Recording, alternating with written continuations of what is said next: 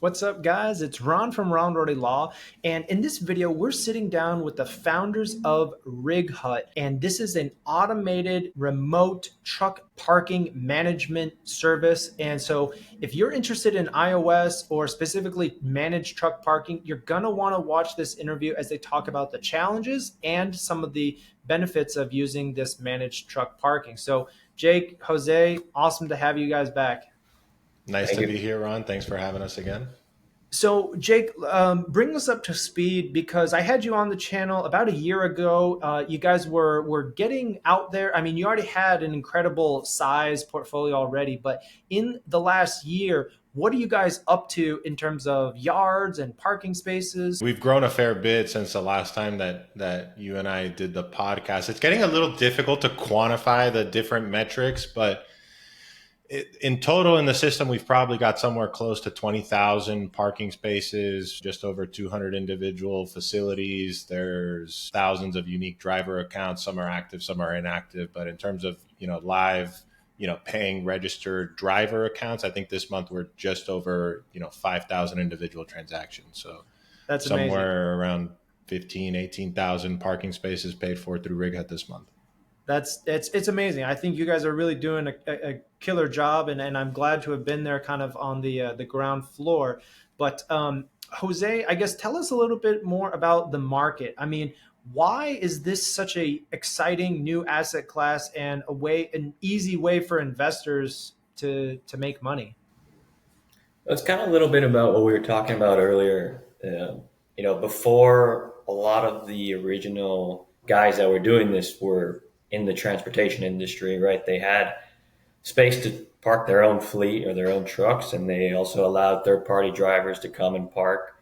Meanwhile, but now, fast forward, it's becoming much more popularized, mainly because of the actual need for space to park trucks in major metro areas and industrial, infill locations like South Florida, where we started, North New Jersey, where we quickly started getting a presence there. Real estate investors, and I'm sure guys who you work with, Ron, started noticing that, while they may have 10 industrial properties, two of those sort of welcome this sort of business model, right? Because it connects to a lot of the tenancy that they bring in. And so more and more people are realizing, look, this is a business model that can be capitalized on. There's a need, and now more and more, ways to do it, effectively with guys like Rig Hut. There's different marketplaces, there's different technology solutions. So, more and more people are welcoming and open to the business model, and we're happy about it because people are talking about it. No, I think that's true. I mean, everything as the economy has grown, there's been more trucks. I love, this is a statistic. It's probably a few years, 3 million registered trucks and trailers on the road, and only 300,000 paid parking spaces exist. It's just an incredible supply and demand problem. But I guess tell us a little bit more about the yards. What's an average size? How many acres? What's the surface type? Just give us a prototypical or a best case yard. What does it look like? I'd say if you took an average of the facilities that use rig hut, it's probably somewhere in like the 4 to 6 acre neighborhood. But it's not really, size really isn't a constraint, right? It's more, are you in the appropriate market? Are you appropriately zoned, right? Like what happens with the smaller facilities is usually they just get scooped up by a single tenant, right? If you're under 2 acres, usually, you might start with managed parking, but someone's going to come in there and say, hey, I'll take half the yard or I'll take the full yard, usually. And then on the other side of the coin, there's yards that are over 100 acres, right, with full service sort of diesel lanes, trailer repair and leasing, mechanic shop, truck wash, the whole nine. And so size, I wouldn't say is really a constraint once you get over like an acre. Um, Generally 4 to 6 is what I would say if I picked an average. Okay. How about surface type or improvements? Super variable again. Market specific, right? Like if you take South Florida where the supply demand, curve is completely out of whack, right? There's way more drivers looking for parking than there is supply of parking spaces. you could get away with pretty much whatever you want. There's going to be some function as to how much you're going to be able to command in rent.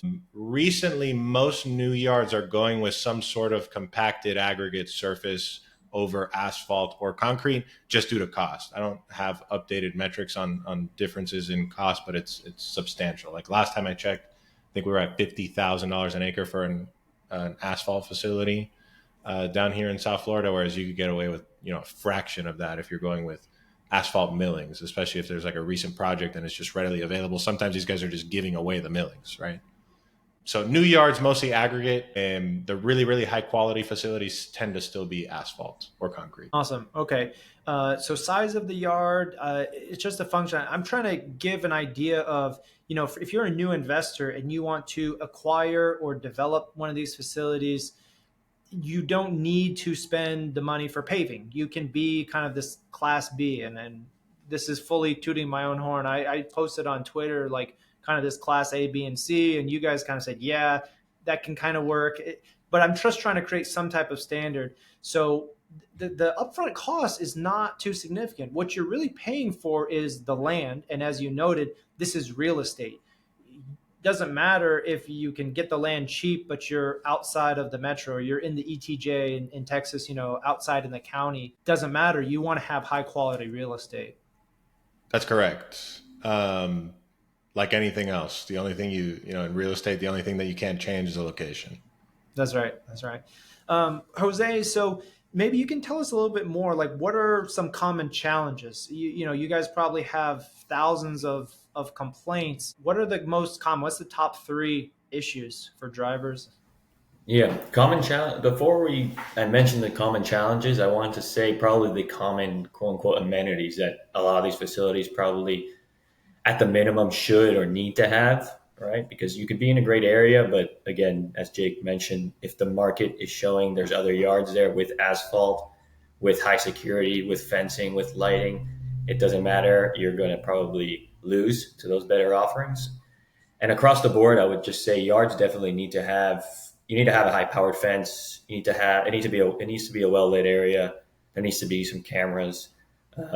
Because this is a product at the end of the day to the people that you're renting it to, and truck drivers, fleets, and transportation companies. They value where they're going to store their assets. So you need to have all that stuff for sure. And then after that, the common problems still do come up, and we see that. General things are they're running into the gate. Maybe someone is parked in the wrong spot.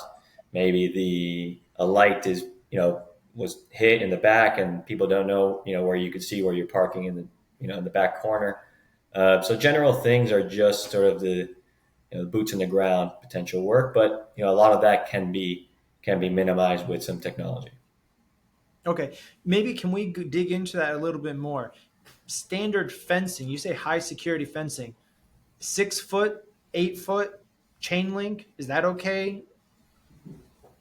Yeah, I Three mean, I would strand say. barb. Are we doing single loop I would barbed just wire, try to prevent razor anyone wire? from. Yeah, you should just try to prevent anyone from just jumping over. For one, that's the main thing. But you want to more than anything, kind of just present to the market or to your potential drivers that are parking there that this is a well maintained yard and not one that is ignored or overlooked. Because as in anything, you want to present yourself that this is the product you're putting out to the market, right? As a yard, and you want to show that you care for what you're offering. You understand that the drivers need to park there, that this is something that they're paying for, and that will welcome more and more drivers to go there. And also, by word of mouth, more people will want to park at your yard. So you need to present yourself that you are well securitized, that you have, these minimal amenities. That's for sure. Okay, so you're really not even opining on 8 foot, black coated, 3 strand barb. You don't need that. You're saying the most important element is maybe that it's new and well maintained. So it could be 6 foot with no barbed wire as long as it looks secure and is whole without any stretching or holes in the fence.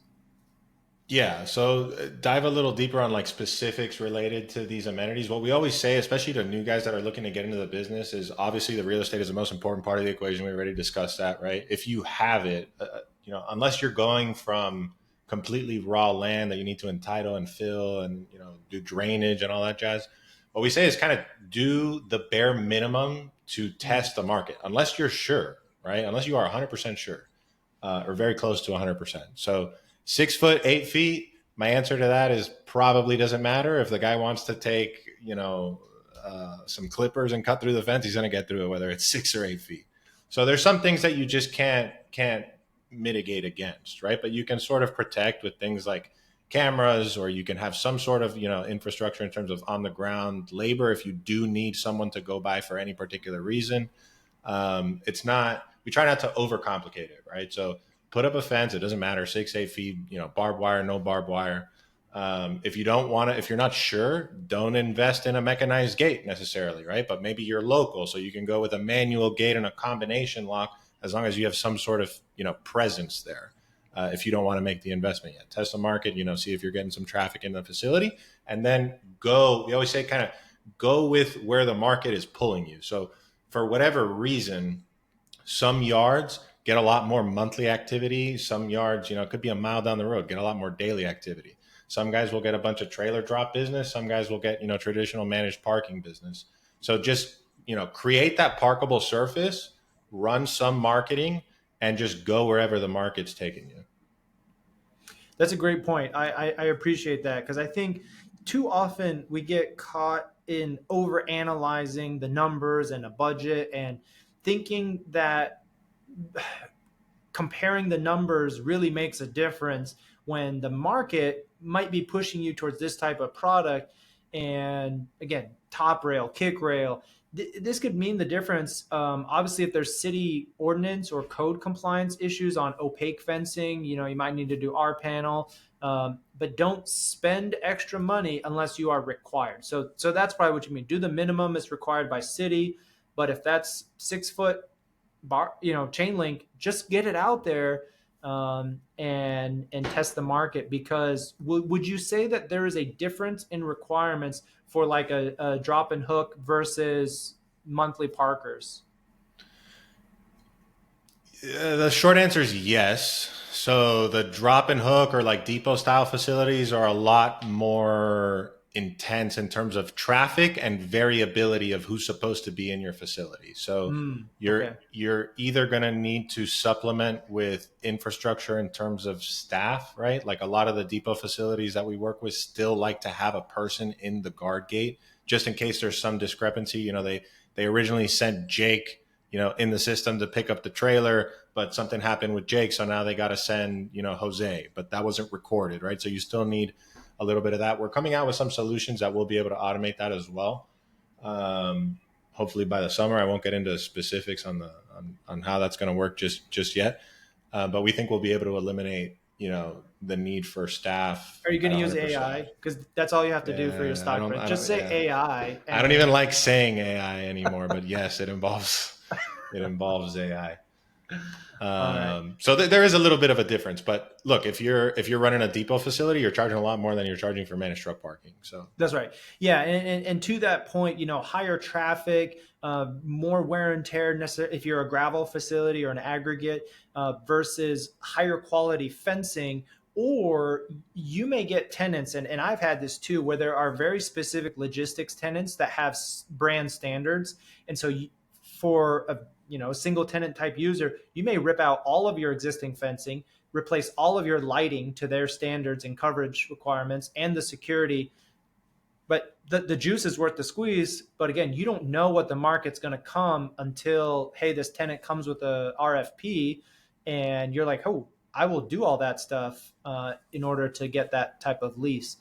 Awesome. So I guess my next question is back to, let's talk about the location, because I do think, again, potential investors don't know how to evaluate this. And I get this question every single week, 2 times a week. How far away from the highway can I be? Let me tell you my answer, and I want you guys to tear me a new one, because this is just my thing. It's not about distance. It's certainly not as the crow flies. That's a useless metric, but it's easy for people. And drive time is also misleading because just because some yard is 7 minutes off the interstate, off of an exit, it's deceiving if it's too many turns. And what I mean is like you hang a left on this, you turn right here, and then you turn another right, and then the yard will be on your left. People will see that on a map, and on Google Maps it looks like a zigzag, it looks like a puzzle, and I'm not going to mess with that. Even if the pictures are great, the reviews, it just makes the drivers feel like it's easier to get lost. There might be more pinch spots that the trailer could get high centered or crossing over, whatever, versus I could be 10 minutes, I could be 15 minutes off the freeway, but if you say exit the interstate, turn right, we're directly on your right side, 8 miles or 6 miles down the road. Ease of access and drive time is the proxy. And maybe I'll put a 10-minute limit on that, 7-minute limit or something, drive time. And you could be a mile, you could be 2 miles away, or you could be 6 if it's a straight shot. So what do you think of that analysis of where do you want to be? I think your answer is solid, right? Ease of access is super important. Like if you use, I don't know how many of, the listeners here would have ever like towed a boat or towed a trailer or something like that. Like if you're towing one of those things, you're constantly checking, like, am I going to, with a boat specifically, like what's the bridge clearance? Like some of these boats with a radar on top can get pretty high, right? Outriggers or antennas and things like that. If you're towing a trailer, like for me, if I'm towing a trailer, even if it's a little utility trailer and you got an ATV on it or something, and you need to get gas, you're picking the gas station that's on the side of the road that you're going to, and ideally one that has a light that you can make, a left out of or whatever. So that's very important. But I'll go back to my comment of you got to go where the market is pulling you, right? So if you already own that site, you're going to open regardless, right? So Put the surface down, put the fence down, and see where the market takes you. Now, if you're starting a new business and you're saying, hey, I want to optimize my business for over the road nightly parking, then you really got to think about, okay, where is this going to be located relative to, a high traffic exit? If you look at what you're competing with, if you're opening that type of business, it's the Pilots, the Loves, the TAs, right? All those guys are on the exit. Like you pull off the exit, it is right there. It's either on, one side or the other side of the highway. So that would kind of be a different equation, but your answer is good. There's no set, metric. It's kind of a case by case thing.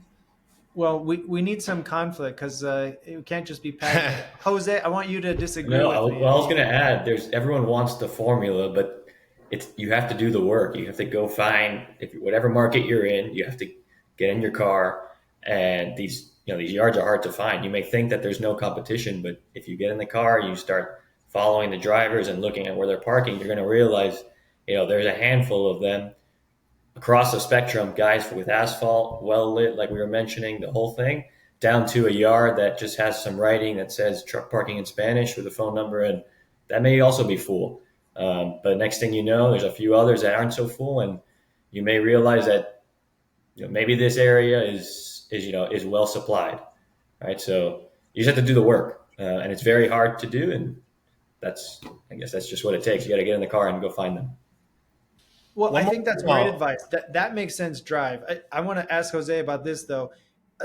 A little bit of the hand-painted sign that's got like a 6x9 little sign that they have in the yard.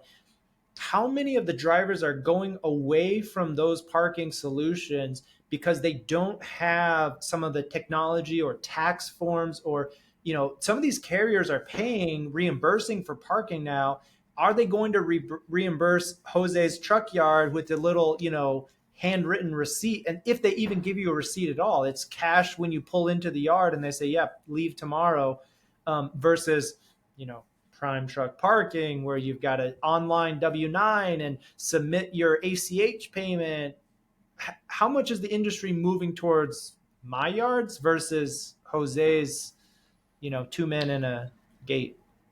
In general, the industry is moving towards more professional facilities for sure. The guys that are parking in the, hidden yard with the stenciled sign in the front, I'd venture to say they probably aren't asking for reimbursement. That might be, a local driver that's just parking his equipment for shorter routes. But going back to the comment about the little sign in the hidden yard, right? Like, I'd encourage anyone that's looking at this business to understand that, yes, while Pilot and Loves and TA and, some bigger sort of regional mom and pop style truck parking operators exist, there are a ton of those types of facilities everywhere we go, right? So that's like, a lot of guys ask us, like, am I too late? Has the ship kind of sailed on outdoor storage and truck parking? And I don't think so. I think it's still very early, and there's a ton of opportunity if you're willing to look, right? If you want to sit on a screen and Google truck parking to try to find locations to open, it's, there's a zillion other people doing that. But if you get in your car, right, and drive around, or just scan on satellite images for things that look like truck parking, you find them that way. Awesome. No, I think that's great advice. I have a video about sitting behind the screen to do the Google, but I try to say that's only step one. Just doing the Google pass can get you a lot of information, but not all of it. And I think those operators are the best ones to buy from, right? You take the little stencil sign and you put money into it with the knowledge that we have, and then the software solutions that you guys have. And suddenly you've got a real operation going, and you've converted the informal parking lot into a professional truck parking that now is on Google, now that does take credit cards and that sort of thing. And that's to me where the biggest opportunity is, to take these known locations that are inefficiently run and put some investment in and juice them up into great facilities that ultimately help more drivers, right? You want to open the pool and provide more supply, because I get a lot of hate comments on my YouTube channel that, but it's from drivers, right? Saying you guys are gouging us and parking should be free and whatever. But there's a very strong problem, right? They acknowledge the problem. They don't think paid parking is the solution, but they don't really suggest a better one. They just kind of think it should be free if I'm buying gas anywhere in the country, that I should get to park in, Fort Worth, Texas for free. So I've got my own opinions on that, but I won't create too combative of a podcast. But look, it's got to be either the government's going to do it and it's free and it'll be ready in 2075 and we'll all be dead, or the private market's going to solve it and they're going to charge for parking. Right. Well, talking about ownership, what do your owners look like in terms of on-site? This is not your typical triple net industrial single tenant lease or even a multi-tenant thing. How often do your people go on site? Are they remote? I mean, are they just living in California and they have yards in Atlanta? Or tell me about that. No one's on site every day that uses Rig Hut. There's varying degrees of touch, right? Like, some guys will have us handle, their receivables servicing or inbound customer support tickets as a separate, additional service to the software. Those guys are super low touch. Like, I could name two that don't even live in the same state of the facilities that they operate. And then we've got, some local guys that, for example, take Jacksonville, local operator there, longtime customer of ours, he lives there.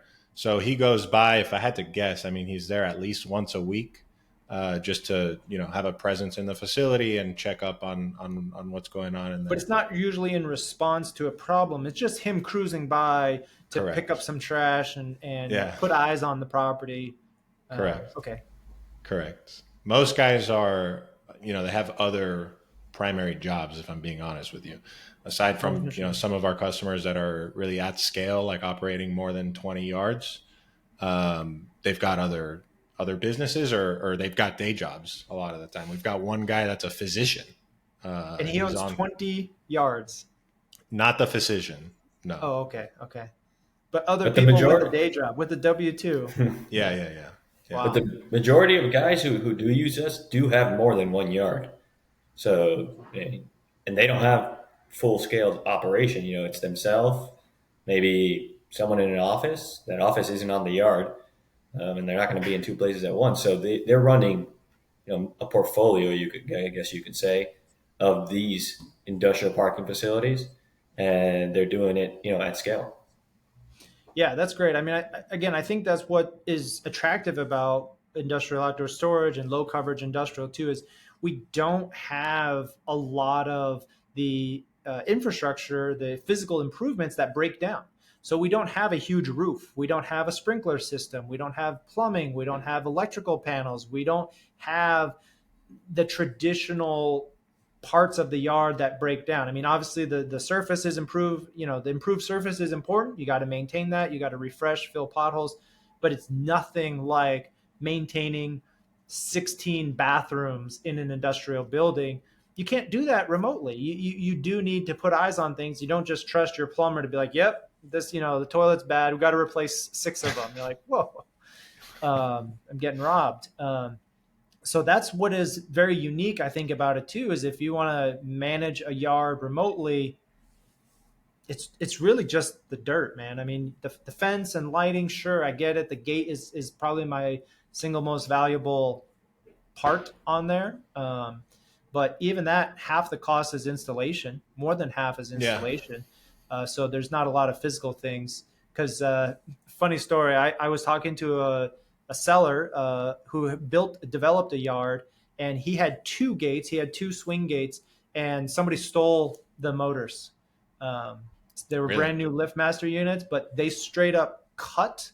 It was because it was bolted or welded to a plate, and then they had them in the ground. But they cut with an angle grinder the metal posts and just lifted up the units, threw them in the back of a pickup truck, and it was wild. Haven't heard that one before. That's I terrible. mean, it was before opening, and again, it was South Dallas, Ah, so got it. definitely can happen.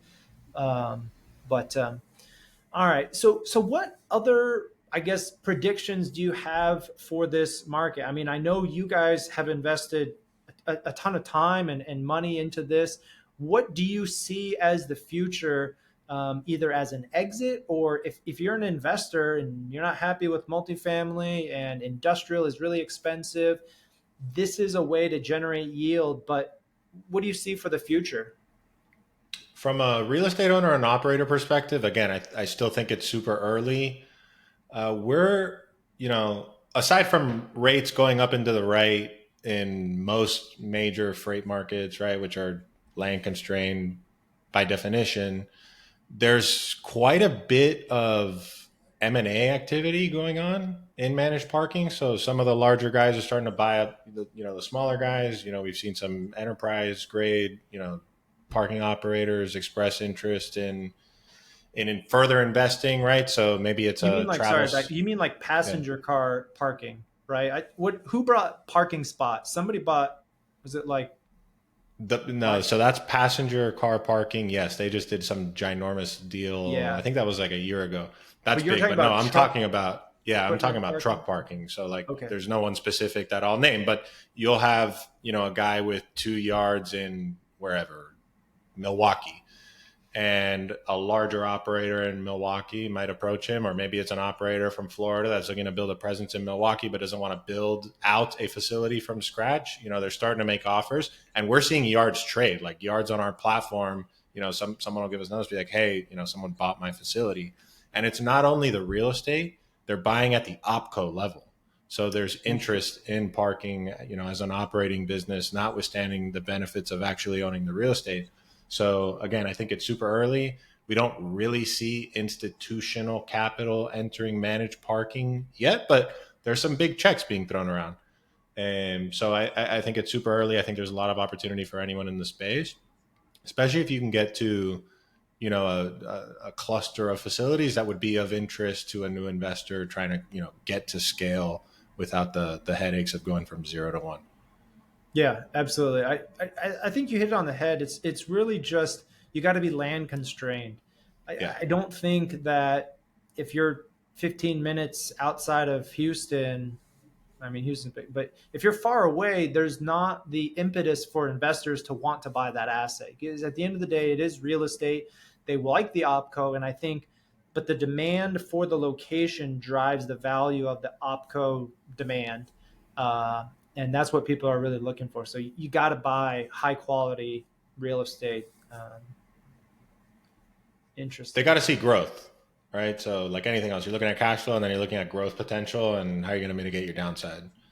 Yeah, because I it's think interesting too. Like some of the net lease operators that do truck parking, they just can't compete on rate though with other tenants. And I feel like that's something maybe if the market can move up a little bit more compared to traditional industrial outdoor storage tenants, just the lay down yard, the pipe fitter, whatever, the roofer, if their rents can get on parity or just slightly below, that will stabilize more and create much more demand for that parking. But so far, we're not seeing it. I mean, they're just their rates are just way softer than a user. So I think it'll happen as the we'll call them, the medium sized players get bigger, right? So they'll be able to realize their economies of scale and they'll be able to pay a little bit more in rent. And over time, I think that will match what okay, an outdoor storage, traditional user might be able to pay, accepting anomaly cases where there's a guy that just needs to be wherever your site is and he's willing to pay you a lot of money. So I think that'll change over time as well.